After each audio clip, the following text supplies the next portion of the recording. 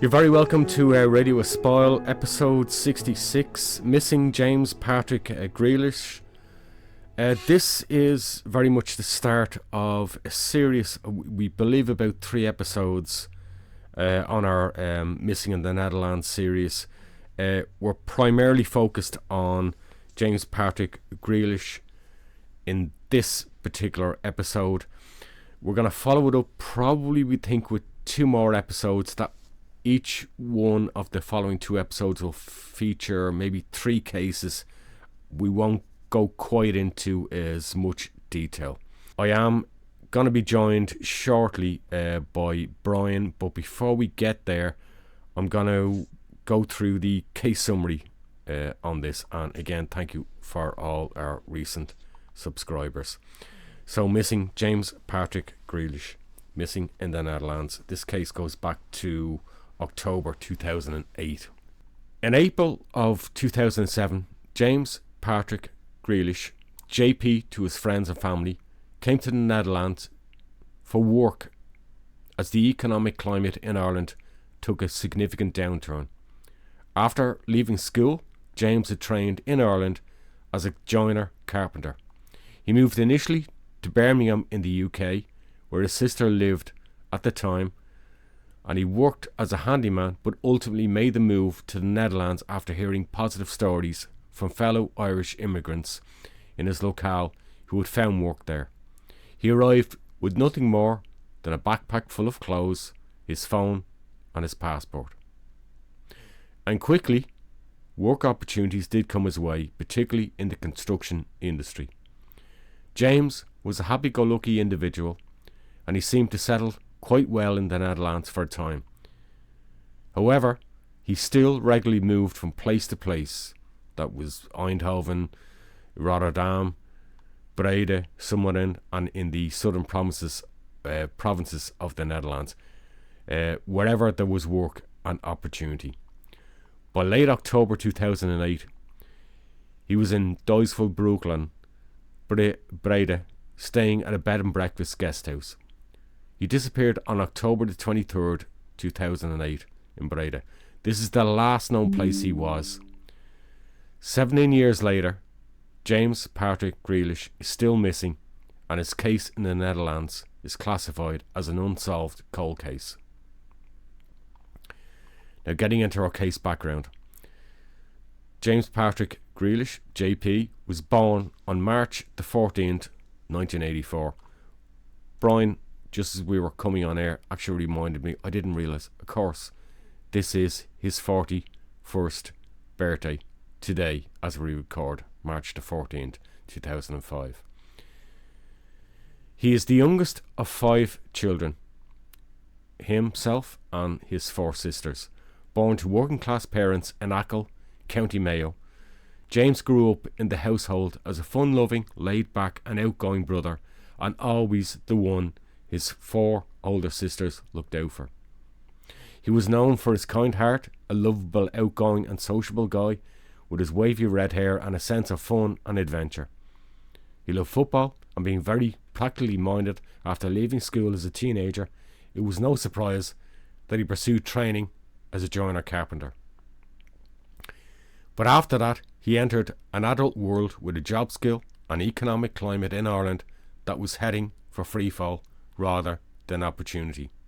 Right when he was ready to enjoy the best early working years of his life, Ireland was entering its biggest economic plunge in decades.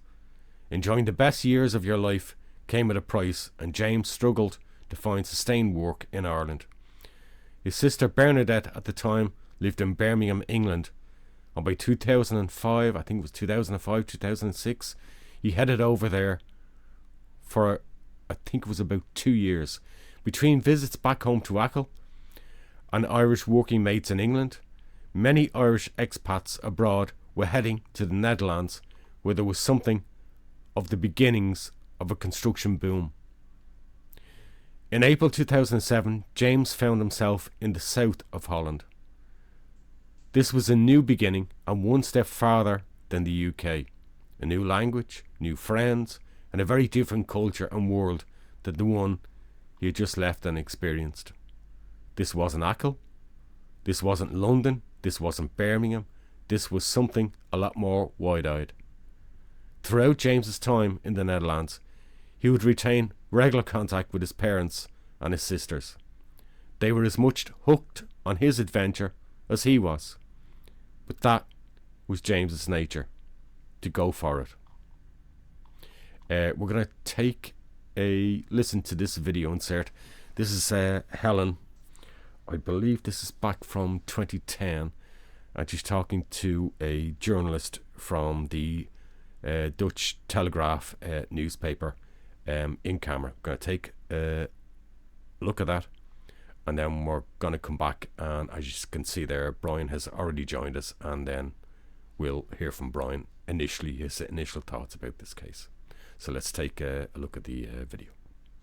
You cannot describe how much you miss someone. It's very, very torturous. Dit is James Patrick Grealis. De nu 26-jarige Ierse timmerman verdween op miraculeuze wijze in oktober 2008. De politie heeft volgens de familie al die tijd niet willen helpen bij het terugvinden van hun geliefde zoon en broer. Ten einde raad verzamelde de familie €10.000 bij elkaar voor de gouden tip. De Telegraaf praat in een exclusief interview met de geëmotioneerde zus van James Patrick. So Helen, your brother James Patrick, he was working and living in Holland, in Breda. In October 2008 he went missing. Could you tell us what happened? Well, basically he was working in a place in Zomeren up until October the 17th, and he got laid off, so he travelled to Breda to come and look for work, and he went missing then on the 23rd of October in Breda. He had checked out of a B&B in Dovels Bruglen, and we don't know what happened. Een van de laatste telefoongesprekken van James Patrick was die met een onbekende Spaanstalige vrouw. De gsm van deze vrouw is inmiddels buiten gebruik. Volgens de Bredase politie mocht de familie deze vrouw niet spreken omdat zij in een psychiatrische inrichting zat. Diezelfde nacht belde James Patrick ook naar een onbekend mobiel nummer.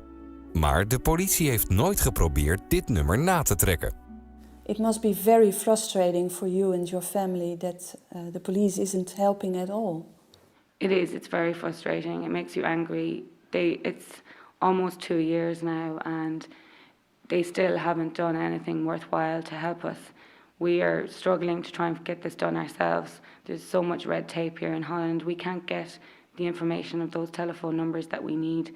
We need the police to do it, but we're just still waiting on that. Basically, the police didn't even have to get the bank records. We had to do that ourselves. So they just say maybe he had no money in the bank. He's not using it, and maybe he got a new phone. They don't see it as an alarming situation. It's very hard on my parents. It's their only son, and my mother. Yeah, she's there and physically she's there, but mentally most of the time her mind's elsewhere. She could sit in the chair for hours and she's just constantly thinking about her baby boy. Where is he and why is this happening to us? James Patrick dronk vaak te veel. Hierdoor kwam de Ierse timmerman soms in de problemen. Maar agressief was hij volgens zijn zus nooit. There was a couple of instances where he got into trouble with the police, maybe just for being on the street. In one instance, he was directing traffic on the street while he was drunk. But he's also got into trouble, and he could have got into a couple of arguments with Moroccans. So, we've nothing to say that that's what happened now, but he has previously had an incident with them. So that's why we're extremely worried that something like this could have happened again. In zijn geboortedorp op het eiland Achill voor de Ierse westkust hebben de bewoners massaal geld ingezameld om de familie Grealis te helpen. Since the police in Breda doesn't do anything to help, you asked the Telegraph for assistance. What do you expect from this? Your assistance, you did more investigations than the police did, and you investigated all his last steps. So now we're appealing to the public that we're offering a reward of €10,000 for any tips or any information which will lead to my brother. If anybody knows anything, please come forward. This is our last chance, our only hope of finding our brother.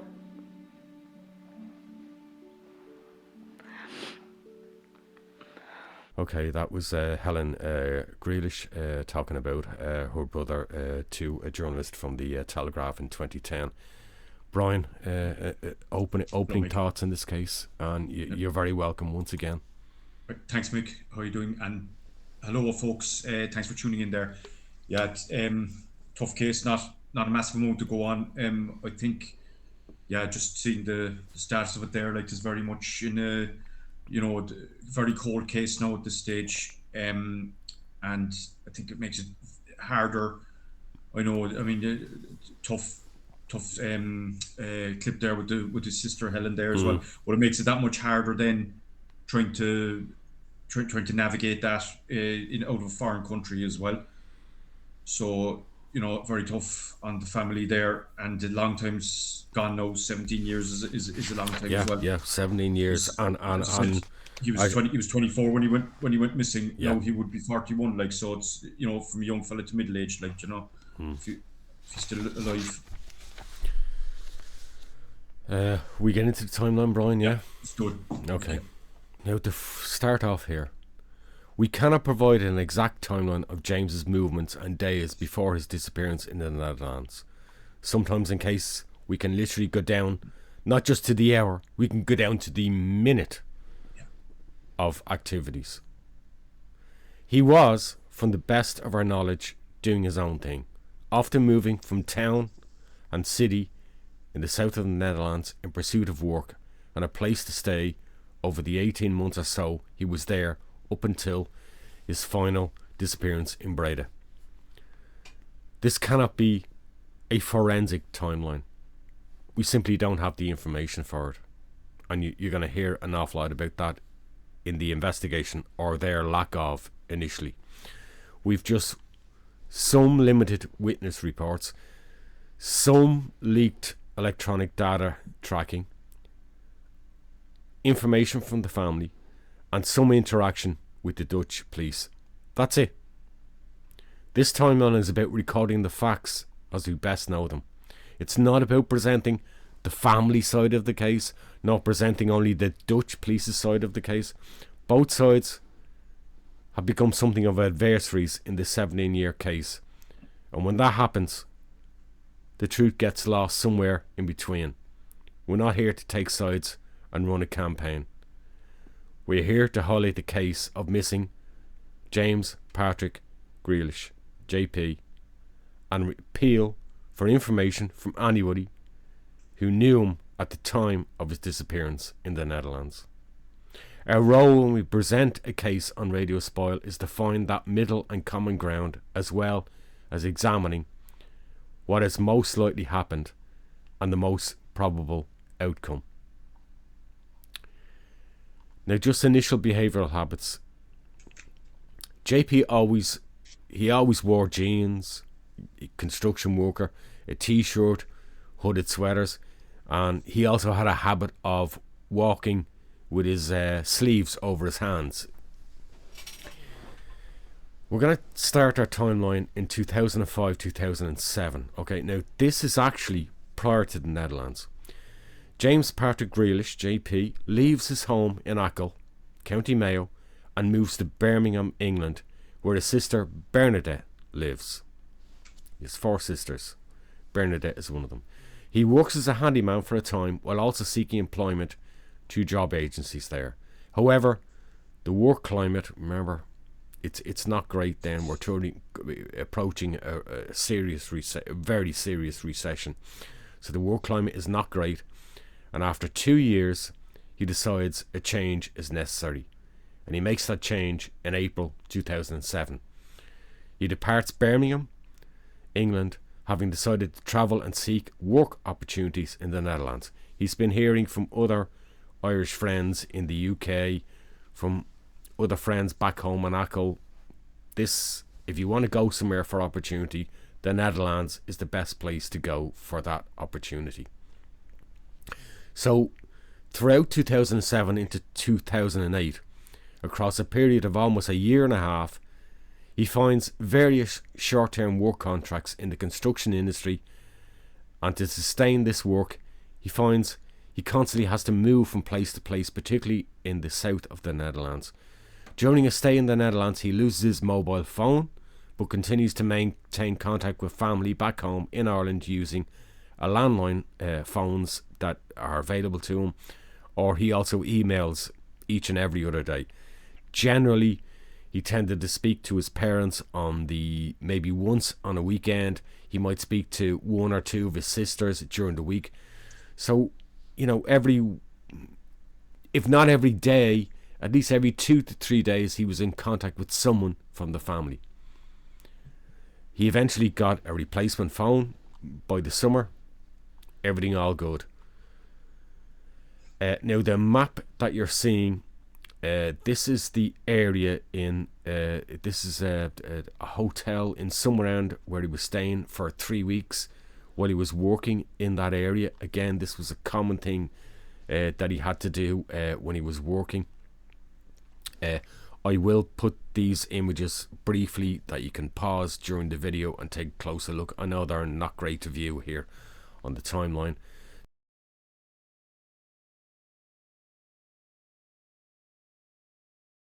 So by late August, September 2008, by late summer 2008, James is living in a hotel in Summerend for 3 weeks. After that, he moves to a campsite called the Summerense Vene in Leitrup. October 2008, James has spent much of his time, over 18 months, in the south of the Netherlands, moving from various places. He spends a lot of time outside of work, socialising in the Irish expat communities in towns and cities. It is there that he develops a friendship with another Irishman, James Lennon. By the autumn of 2008, James's adventure in the Netherlands is not quite what it first started out as the previous year. He's moving through jobs and living arrangements, often in very casual circumstances, that being hostels, guest houses, hotels, and you've just seen there, campsites. Being happy-go-lucky, James, with his wavy red hair, broad shoulders and slim build, would stick out in the Netherlands.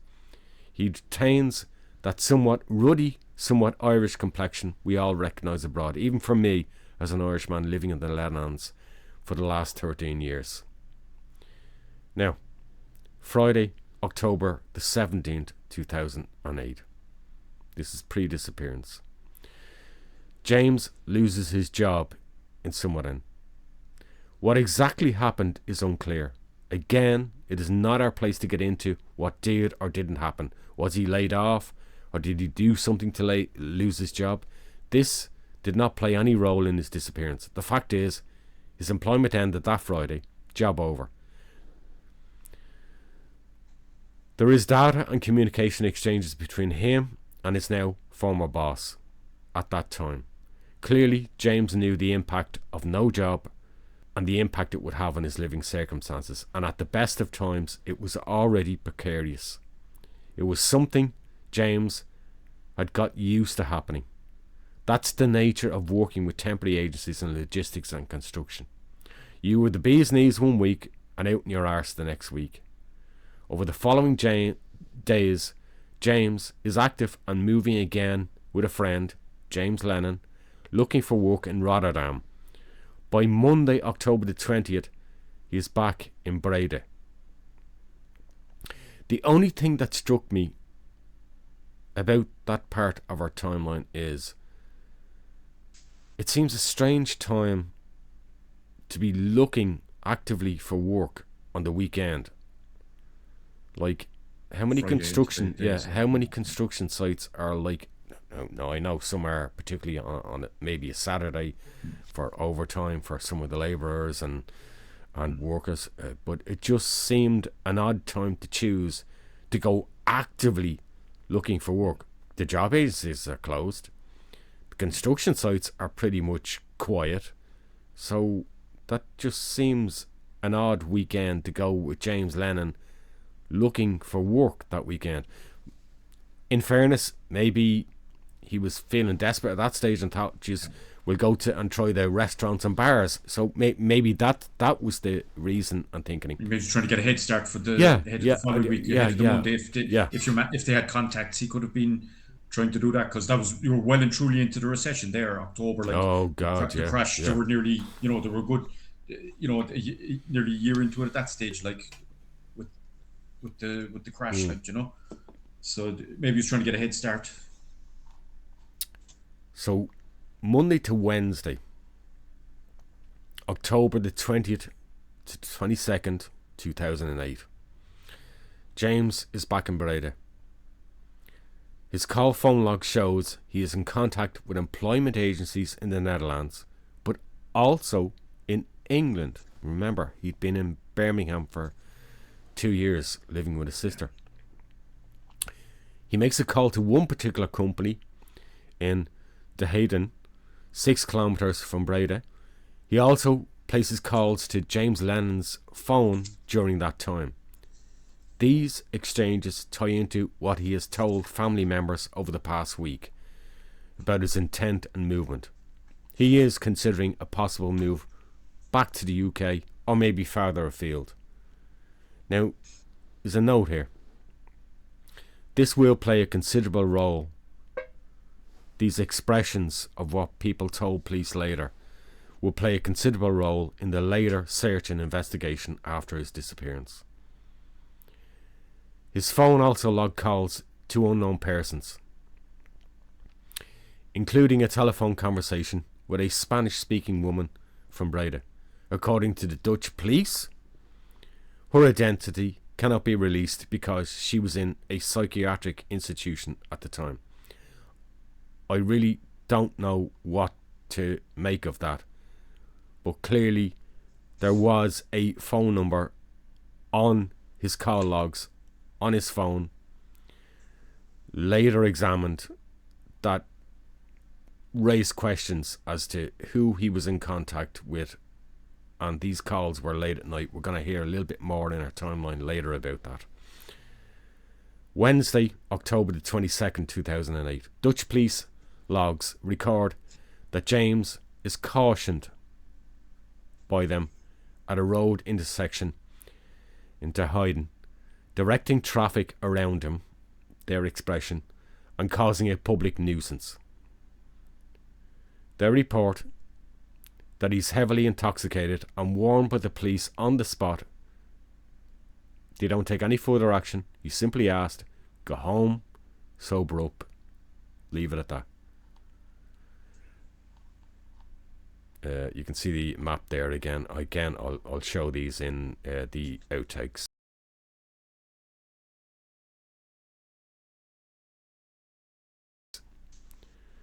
Thursday, October the 23rd, 2008. This is the day of disappearance. James checks out of his guest house on the Duivels Brooklyn in Breda and withdraws €200 from an ATM machine. This was money he requested in a previous call and that his family had sent him. The withdrawal is located in or at Breda station on that day. You can see from the guest house that's to the actual station in Breda. It's about 11 kilometers 11 minutes in the car. So again, not a huge distance, maybe 20 minutes travel by metro.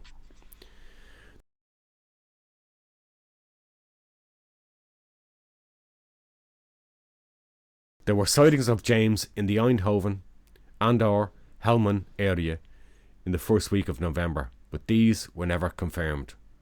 As time went on, the sightings decreased. He did not touch the remaining money in his bank account or use his phone after October 23rd, 2008. Brian, I think there's quite a bit of detail in there. Do you want to compress some of that? Yeah, because we've good to frame it through the geographical Yeah. lens, so to speak. There, but I think that's quite final. I think because initially you might think, oh yeah, he didn't touch the remaining money, but he had 200 quid in his back pocket, so that might last a few days. But the fact that he hasn't used his phone after the 23rd of October, that says something happened there, like, you know. And we will touch on it later. Yeah. Because if he, I suppose, particularly the fact that he was in regular contact with his family, Yes. he'd ring from a payphone, he'd drop an email, whatever. Like, if he stopped using the phone or he lost his phone, then he would. Well, in fairness, he had replaced the phone, but I think it was earlier in the summer he'd lost the phone. But what I'm saying is, if it happened again, he would have done the same thing again. Do you know what I mean? Yeah. Because he was reliant on his family and he was in regular contact with them. So I think the fact that he didn't use the phone after that, that's fairly telling there as well. Like, whatever wrote the bank account. So October. We're into late October 2008. Yeah. So with no family calls by the end of October, so we've gone from the 23rd to the end of October, so we're into the Halloween period for Irish people familiar with it. James's family become worried about his whereabouts and formally report him missing. I think they do that both with the Irish police, the An Garda Síochána, and also overseas with the Dutch authorities in Breda. Having contacted other family members, his other siblings, and also wider family members and friends both in Ireland and the Netherlands, they conclude that no one has heard from James in that past week or more. So October the 31st, November the 1st, we're now in high stakes now. At this stage now, members of the family arrive in the Netherlands and are desperate for news and information on his whereabouts. We're into another weekend here as well. We're into a second weekend has passed. Yeah. So 9 days have passed and essentially 2 weekends without any contact. The Dutch police are more circumspect and suggest that James is probably headed off somewhere as a migrant transient in search of work and opportunity. They get sightings that remain unconfirmed over the following days and weeks of James being seen in Eindhoven and Rotterdam, and they request the Grealish family to sit tight and that James will eventually turn up and make contact. Or otherwise, sure, he's just headed off and started a new life somewhere. But this never happens.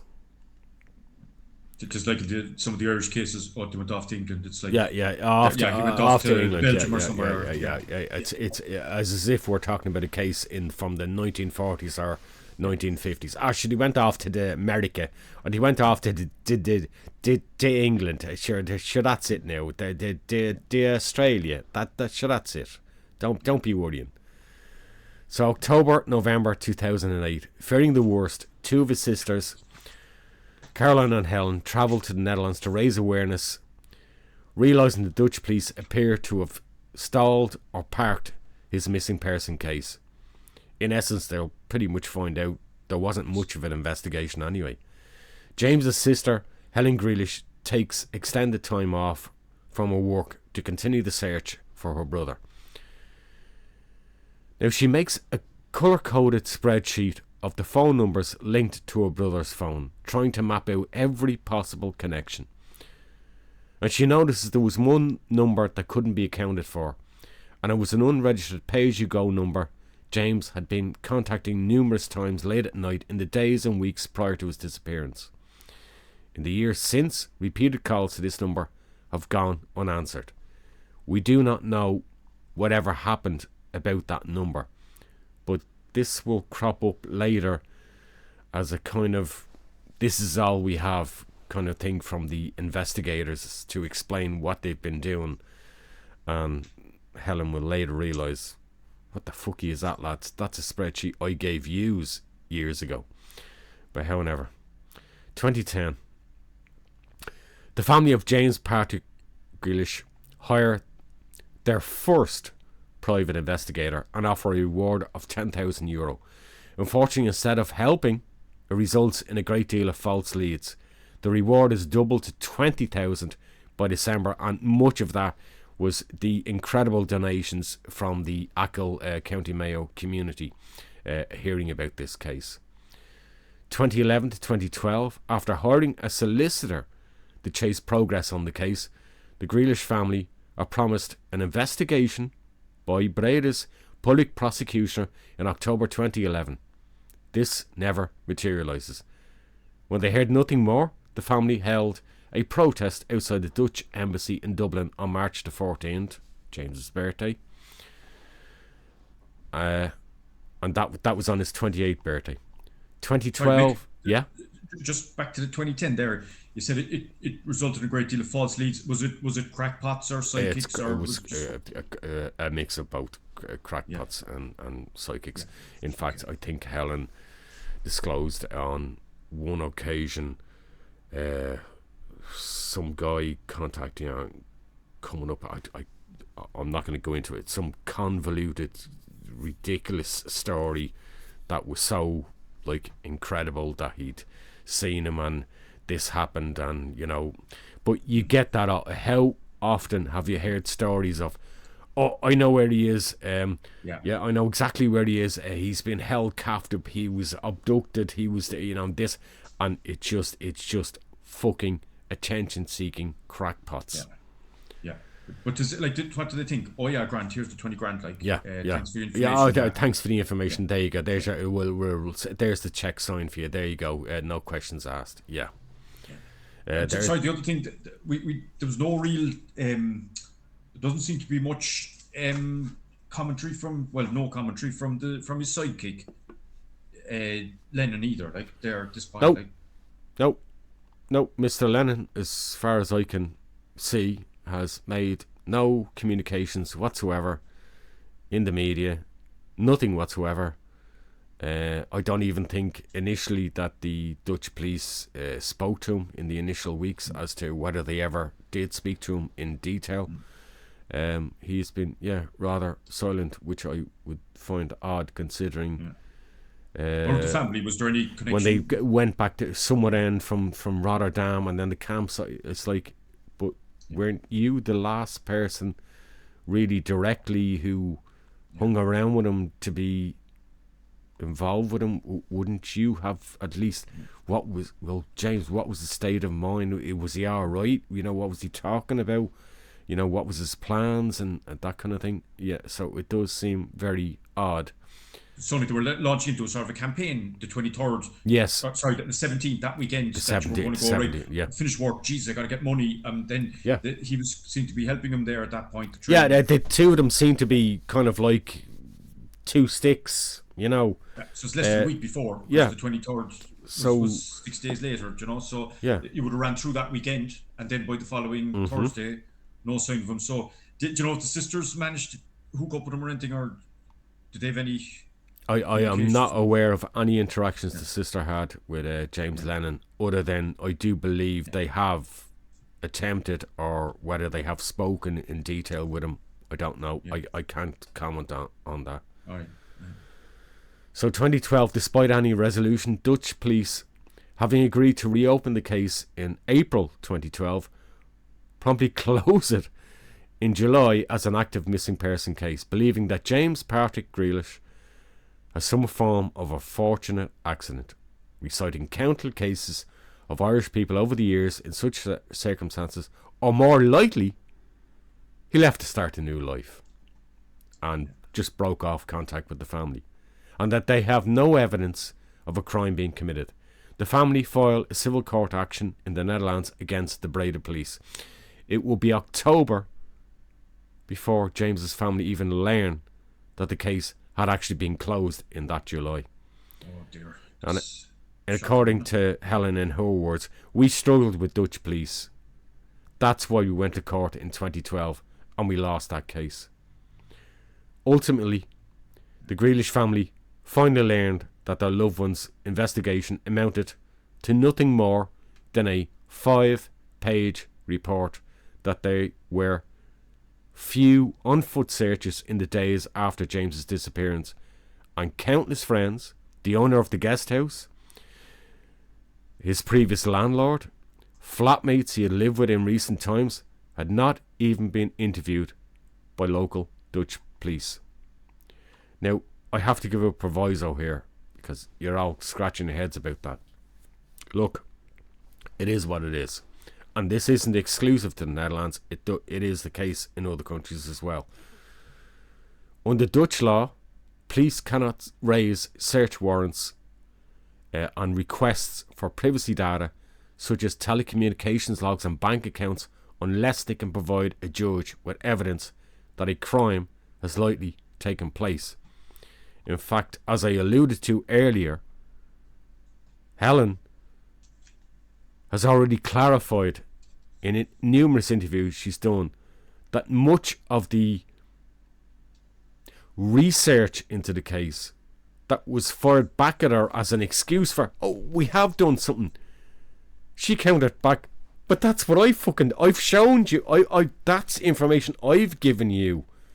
Spreadsheets, movements, logs. It was us that got the banking details. It was us that got some of the details on the phone logs. You didn't get that. You didn't provide that to us. But now you're firing it back in our face and telling us we did something.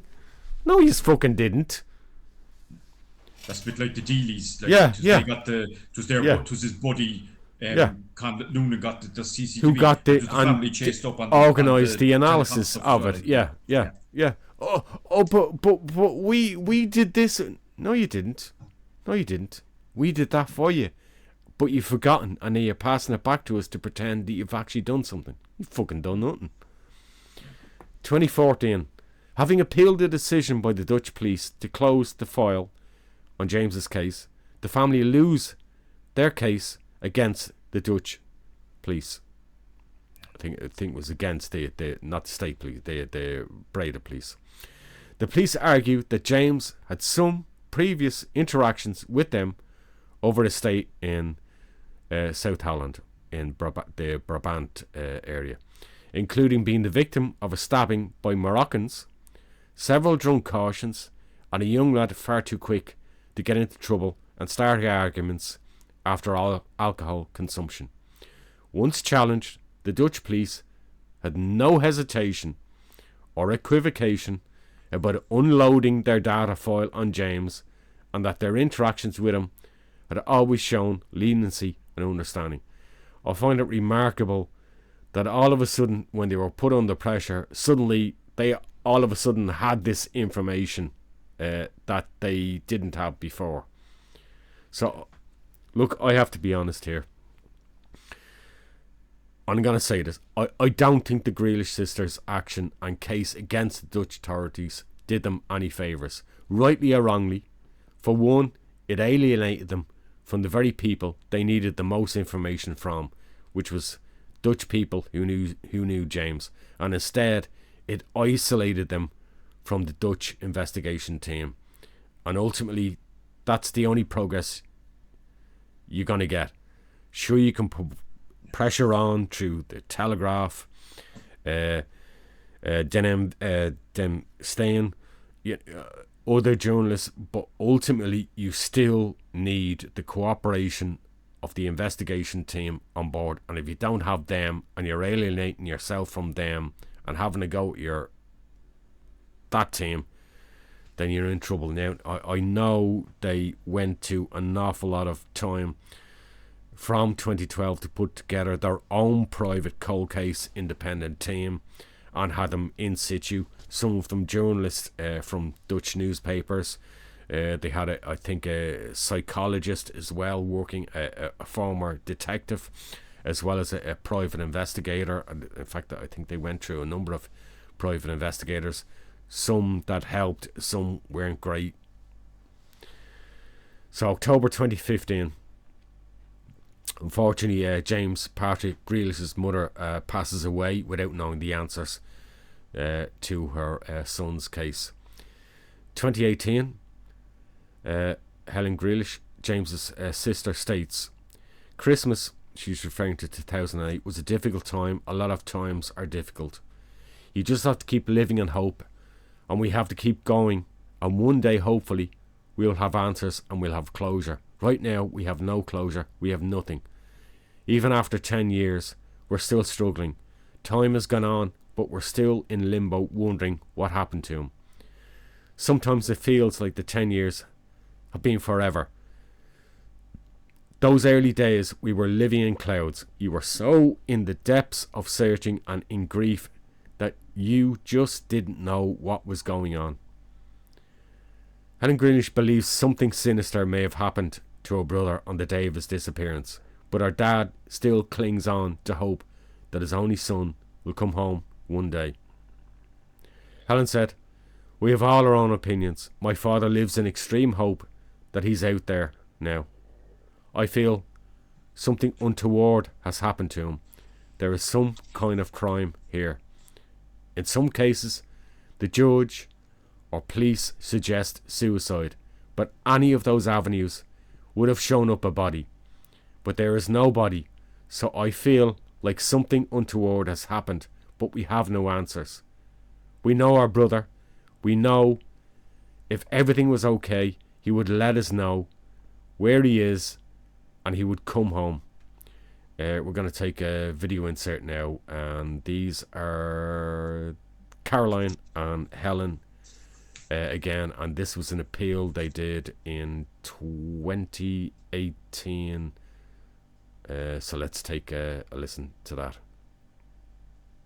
Like, we do find this very hard to believe that, like, we've no longer had contact and we know something has happened. So, because of this is totally out of the context of what he would have been, because he was very close to all of us. I suppose we're here again because we're not going to give up. He's missing 10 years, and although we've done a lot in those 10 years, we've tried to find him, we still have no answers, and there's still a lot of unknowns. So we're here again appealing to try and get information for anyone who may know of anything that happened 10 years ago and that may be able to help us get information and help us find out exactly what happened to our brother 10 years ago. We spent a lot of time out here actively trying to stick up posters, gain attention, do media work. We worked with the police, but they weren't involved that actively from the beginning. Over the years then, I suppose, we fought with the police to try and get an active investigation. We set up a reward for information with Jolande van der Graaf from the Telegraph and a cold case team. We also took the police here in Breda to the Civil Court of Justice, where we unfortunately we lost the case because they have no evidence that a crime was committed. But my argument would be, and it still is, in order to find evidence of a crime is committed, you have to do some sort of an initial investigation, which they didn't do. He was looking for work because he had been unemployed since the Friday before he went missing. He was laid off on the 17th of October. He was actively looking for work, and that shows on his phone records and from the people we spoke with.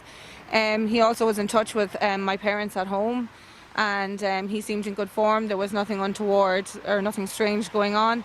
He may have gone out that night in Breda, but he checked out of here in Doublesburg Glen on the 23rd of October, and that's the last known genuine location we know of his whereabouts. So it's 10 years on now, and we're just hoping that somebody will come forward with some new information to help us find what happened to our brother 10 years ago. It's a long 10 years to live in this torment of not knowing and suffering, and we want it to end. Unfortunately, we feel that our brother is no longer alive, and somebody must know something to help us find what happened to him, how we can bring him home from this country and we can bring him back to Ireland. Brian? I mean, I know, just reading that, it's like under the section 2014, talking about, you know, the trouble he got into and so on. He should have been afforded an investigation at the least anyhow to see where was he last seen, etc., you know, and what company he was keeping. There should have been interviewed. It should have been house-to-house inquiries. People like Lennon, anybody else that knew him or lived with him, worked with him in the previous 2 weeks. Because remember now, he finished work on the 17th of November. He went missing on the 23rd. That's the timeline there. So, you know, they should have been looking at people that worked with him in the previous, the week before he finished, you know, and they could have done a much more thorough investigation there. And this kind of thing, like I said, you have the civil case, then they dump the information, go, oh yeah, we're very lenient with them or whatever.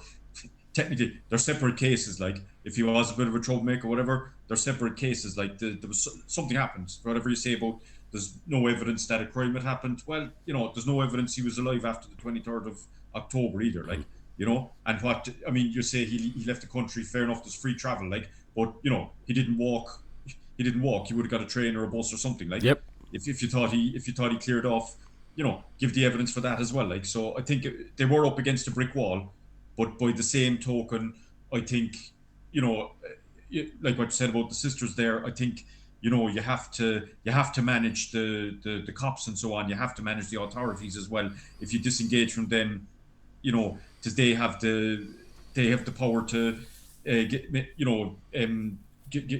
issue warrants and do all of that. Like, so it's applying pressure in the right way to them. Like, if you disengage, you're kind of and don't get me wrong, I can't begin to understand what they're going through. Like, but you have to manage the relationship with them, because you can't progress it through private investigators or whatever either. Like, Yeah.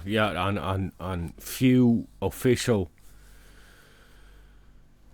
investigation police forces are going to listen to private investigators unless they literally deliver like a concrete block onto their table and say, there you go, you can't ignore that. Other than that, it's very difficult, because you'll always get the, oh well, we have to do our own due diligence and we didn't find that out, and waffle. I know it's just fucking waffle. Yeah, it's very sad, very tragic. I mean, the guy should have been afforded I know he didn't do himself any favors, but from the sound of it there, but at the same time, like, he should have been afforded a proper at least for the first week or two. There should have been thorough searches, canals, waterways, landlords interviewed, where was his thing, what was his movements, CCTV footage, sort of, and then find, if you can't find, and okay, you've done your best, but if that couldn't even have been done, then it's just half-arsed. It's just because you can't do an awful lot of that in retrospective. That's groundwork, boots on the ground, that you can't do in retrospective. Once it's gone, past it's gone. Weeks, it's gone. Forget it, like and I think even things like I know the phone and that being, I know if you use on pay as you go or what, like, or but like, either way, there could have been some work done there. Obviously, the people he was associating with and so on, like, and like you say, boots on the ground, house to house around the inquiries around where he was living. They knew where he was living. They knew where he was last seen. They knew some of the people he was associating with. They knew what he was working at. Like, it's not like he was some. Good God, no, they had him on police record the previous evening, for God's sake. Yeah, I know. So what, it's not like he was some guy who drifted in from nowhere from out of town someplace and disappeared off, and that's the end of it. So to say, I don't know, not good now. Like, the basic boilerplate stuff wasn't done. Like, Okay, 2018, 2019.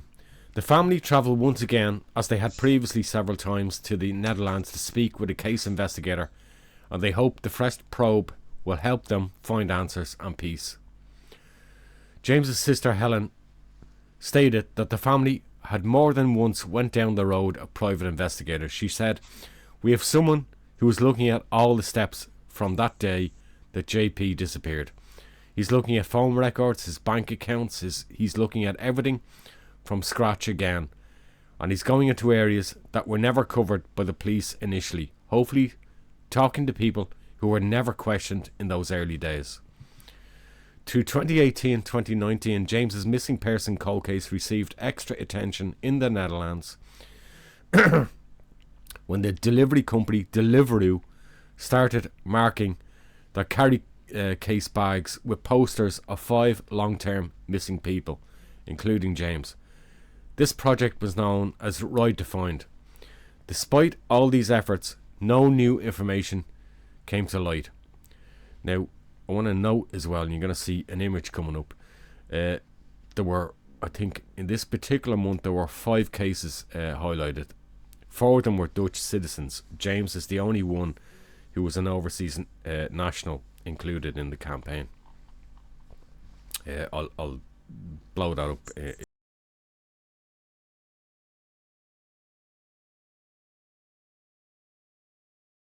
Good idea. That's a really good idea. And fair play to Deliveroo for being involved in that kind of campaign. Fair juice to them. It's back to those old campaigns the milk cartons that started off in the United States, and I'm still amazed that we don't see more of that bog standard kind of campaign, because people aren't buying newspapers, but they're still buying coffee. Hey, okay, if you can't put it on a newspaper now because people generally don't bother, they have their internet, okay, but they're walking in every morning off a train, they're buying coffee cups, print them on coffee cups, that kind of thing. So I'd love to see more of that kind of a campaign going, or a Deliveroo, campaigns in the evening, moving about, and it's easily targeted, because you can say that person disappeared in that very neighbourhood. Every delivery driver who goes there, postal services, letter post, parcel post, UPS, other parcel delivery companies, those companies can work an awful lot more with the police in missing persons and other criminal cases, wider criminal cases, to spread the word for information. You stood in the bus shelters in the London, bus shelters, London, obviously another the bus shelters, that was good as well. But I think like the delivery route thing is brilliant, because it's like if you buy a carton of milk and you put it at home, sitting on the table, but like with them, if they're going around their bikes, like it's been circulated around. It's been circulated, and as I say, particularly in areas where it might be highly sensitive, where people will go, I remember that, I remember that face. So we know that there's from between 2019 and 2025 to date, there has been no significant developments really in this case over the past 6 or 7 years. So I want to make it clear from the outset, James Patrick Grealis had plans to celebrate Christmas 2008 with his family in Achill, Ireland, and had booked a flight ticket for that.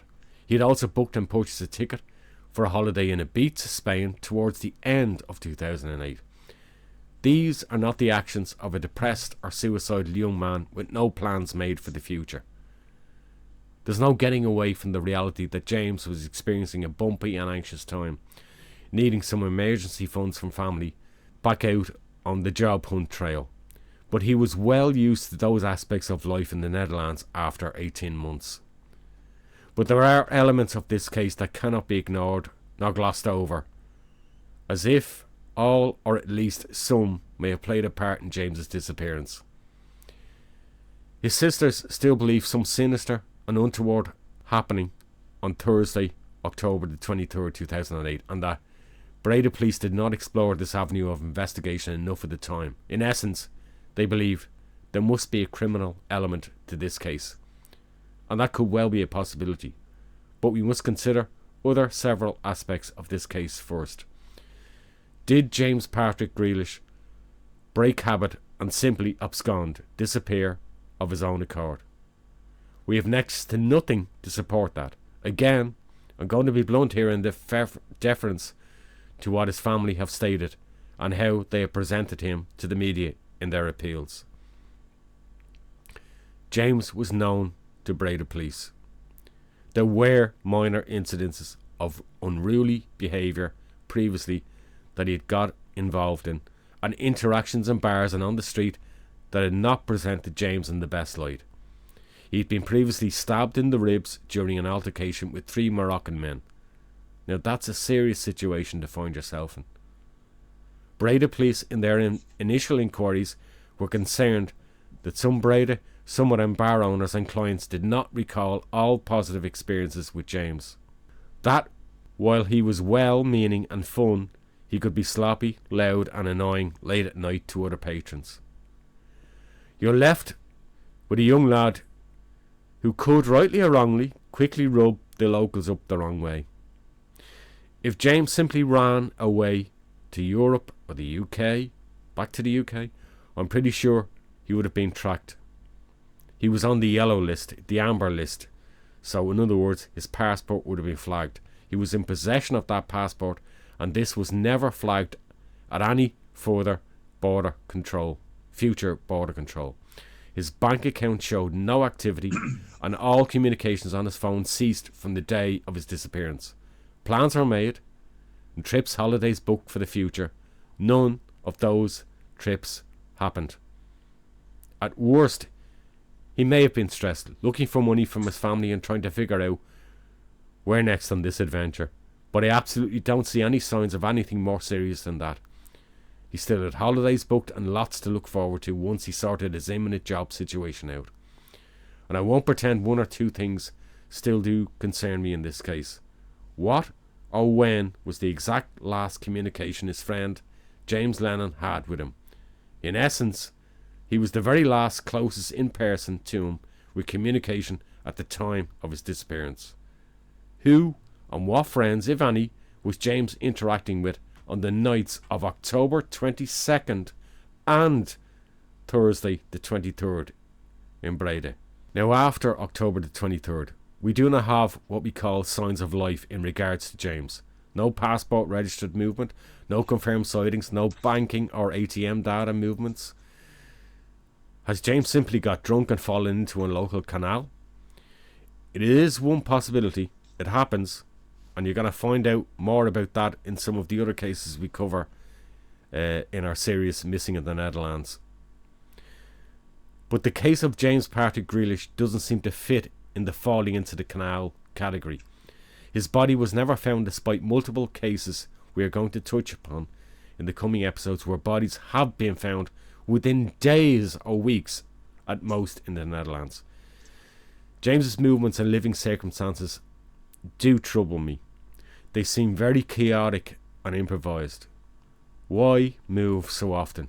In the Netherlands, securing permanent living and job situation requires you to register in a single council or district gemeente, and it seems across 18 months James was all over the place and never really seemed to settle anywhere for any significant length of time. This cold case of James Patrick Grealis seems one apart from many others in this series. I'm left with only two possibilities. Time alone almost certainly rules out James disappearing off somewhat to start a new life. He simply relied too much on his family and sustained very regular, almost daily contact with them, his parents and his sisters. Why would he suddenly change that habit and yet leave absolutely no trail of movement and detection behind across 17 years? That pretty much leaves us with an unfortunate act of misadventure and ending up in the waterways, somehow undetected.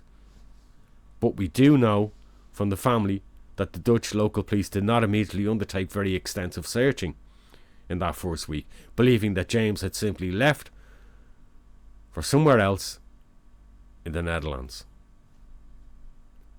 Or, as the family of James Patrick Grealis fear most, we do have some circumstantial behaviour and history of this, that he got himself into some sort of some form of life-threatening altercation.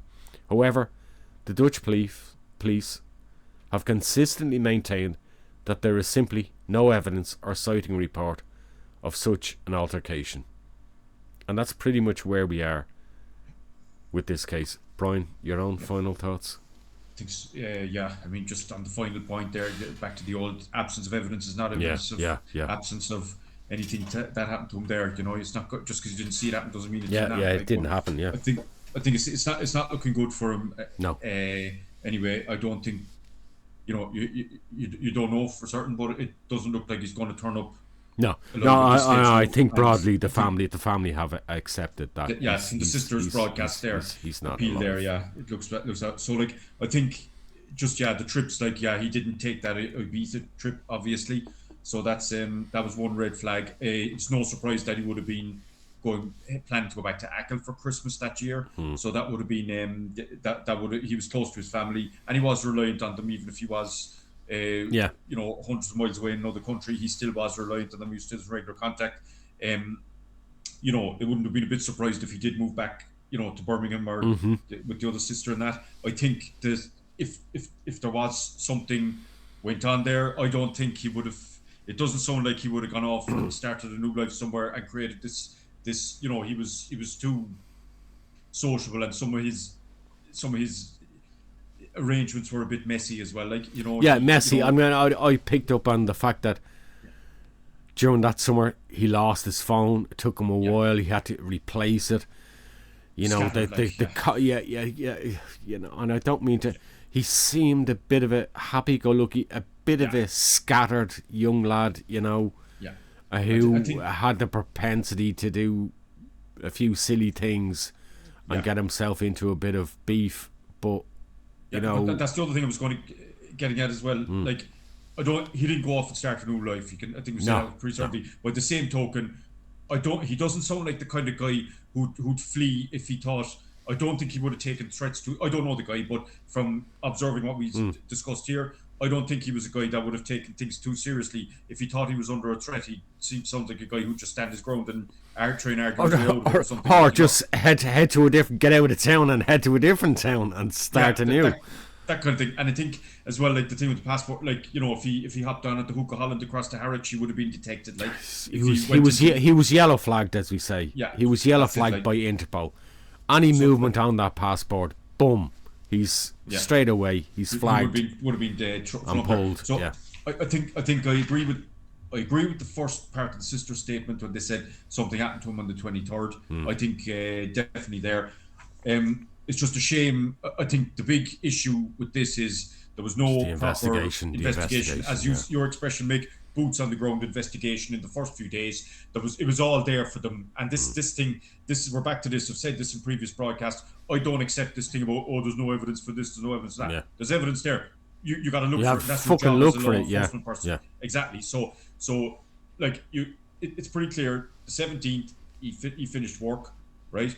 He had that weekend. He was hanging around with James Lennon. They were looking at getting new jobs. Then into the following week, we don't really know what happened for a couple of days. 22nd, 23rd, he goes missing. 23rd, there's no activity. And in fairness, he was in contact with one member of the family on the 23rd. So it's not like people say, but we don't. No, he was in contact. That was the actual last date. He was in contact with the family. And there's the few outstanding things now. Fair dues to the sister putting together the spreadsheet and doing all that. The one outstanding number. I don't know if anything will ever come of that, but that's still an open thing that needs to be tracked down. But either way, there is no, like you say, signs of life from the 23rd. There's no activity on the phone. There's no activity on the bank account. He had the 200 quid in his pocket. What happened to that with the phone? Obviously, the phone was never found. He's never found. So, there was stuff that could have been investigated there. Yeah, just simple things like interviewing. Lead up to it, like what bar was he in? How much money was he spending that night? How much money could he possibly have left? How far could he have got with what he had? They're the kind of things that when you do the boots on the ground, you find out more about. Yeah, and the thing was, he was a sociable guy. He wasn't inconspicuous. No. This is the thing. He was a conspicuous guy. He was a foreigner. And he was a guy, he sounded like he was quite a conspicuous guy there as well. So, I don't understand like how the previous week should have been, had a proper timeline put together. What happened between the 17th and the 23rd? That's crucial for me. Who was working with them? It's crucial. Who was working with them and so on, and where was the phone at the point? The last ping off the phone or whatever, the 23rd. Presumably that battery could have ran on for a day or two or whatever. Yeah. But like either way, all that stuff should just have been investigated, and looked at in detail. Yeah, And I mean, a simple thing like the phone logs. Okay. Let's just scenario. Has a bit too much to drink, falls into the canal. Did the phone die or did it taper off? Did the phone die? Did it taper off? Was there a ping? Hours out. When was the last ping on that phone? Was it the following day, or did the ping stop prior to that? No. They're crucial things that don't just get you down to the hour. They get you down almost to the minute of what and when. And then, if you're carrying on an active investigation, you can then go, okay, now we know he disappeared. We're not saying this scenario. Now we know that phone was pinging at 1 to 2 a.m. 2 a.m. that morning. Okay, what bar was he in? Have we interviewed the bar? Where did he leave? What way would he have walked? Is it possible he could have fallen in the canal? Let's check the CCTV for, was there any kind of ruptions? Do we have any reports of arguments in the street, shouting? None of that was done. Yeah. Basic boots on the ground stuff. Yeah, very sad. And that's gone now. We'll never find that. You're never going to find that information again. Yeah. So just a quick question, Mick. The file, they said the file is closed now. Yes. Is that kept on record indefinitely now, or it's there? It is there on record, but it's fuck all. It's 5 pages. It's a report, 5-page report. That poor lad's life just reduced down to 5 pages. Yeah. 5 pages. It's we've done 3 or 4 times more on the script you're looking at now. There's more in our script. There's 3 times that life in our script than those fucking wankers did in that investigation in those 5 pages. I know, shocking. So we should have the contact details as well for if anybody knows anything. Yeah, we'll put up the missing person photograph with the numbers on it, and if I can find any of the latest numbers just in case. And also I believe there is I think it's a profile cum page that Helen has up for James Patrick, and we'll also link to that.